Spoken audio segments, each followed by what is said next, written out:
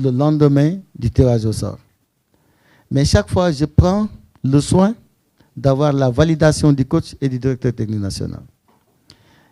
Et ces matchs étaient validés.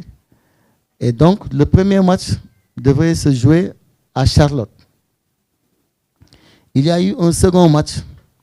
Et là aussi, on a pu négocier cela en marge du séminaire qu'on a eu à Atlanta.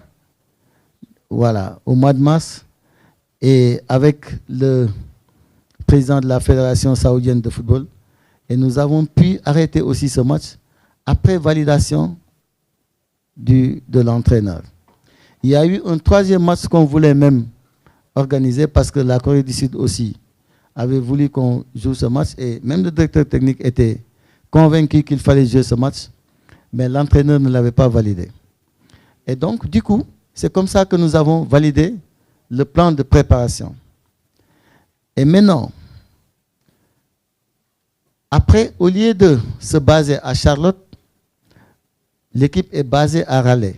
C'est-à-dire c'est en Caroline du Nord. C'est pas, il fallait quitter la Caroline du Nord pour aller jouer à Charlotte, mais il fallait aussi souvent quitter l'hôtel et faire presque 1 heure de trajet pour aller au camp d'entraînement.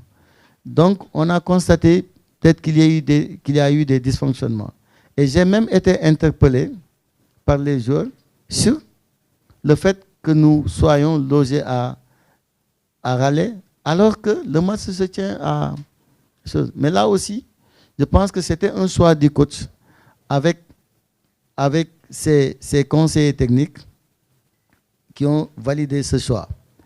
Et donc, du coup, moi, je constate peut-être ces dysfonctionnements parce que j'ai dû laisser au coach le soin de planifier comment dirais-je, le programme de préparation.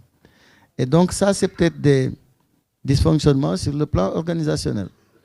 Et sur le choix de l'hôtel aussi, qui a servi de camp de base au Lyon. Là aussi,